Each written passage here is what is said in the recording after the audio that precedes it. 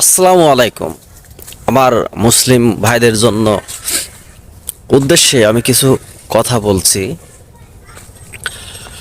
বর্তমান ফেসবুক ইউটিউবে যে বিষয়গুলি আমরা দেখছি,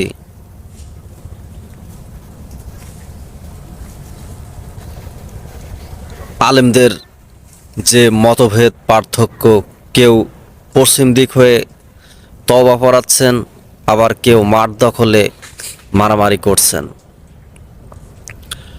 আমরা যারা ইসলাম অনুসারী অনেকেই অনেক কিছু জানি না, কিন্তু অনেক বড় বড় আলেমের দিকে চেয়ে থাকি আমরা। আল্লাহ তাআলা কিন্তু সেই সুযোগ আমাদেরকে দেয়নি।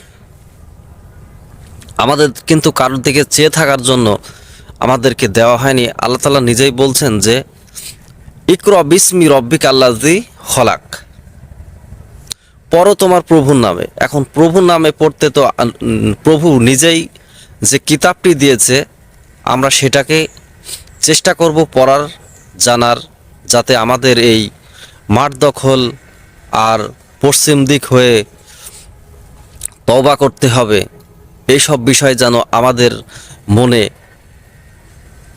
আল্লাহর উপরে যাতে অবিশ্বাসের কোনো বাসা না বাঁধে। আল্লাহ তাআলা আছেন, আল্লাহ থাকবে, এবং আল্লাহর কোরআন সত্য, আমরা মানব। রাসূল সাল্লাল্লাহু আলাইহি ওয়াসাল্লাম তার জীবনী যে কাজগুলো করে দেখিয়ে গেছেন, আমরা সেগুলোরই অনুসরণ করব।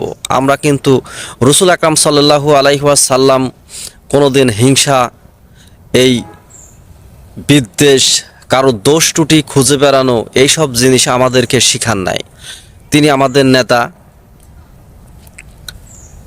আমরা তিনি যে পথ দেখিয়ে গেছেন আর আল্লাহ তাআলা যে কিতাব আমাদেরকে দিয়েছেন, আমরা এই দুটার অনুসরণ করব। আমরা কোনো আলেম চিনি না, কোনো মুহাদ্দিস চিনি না।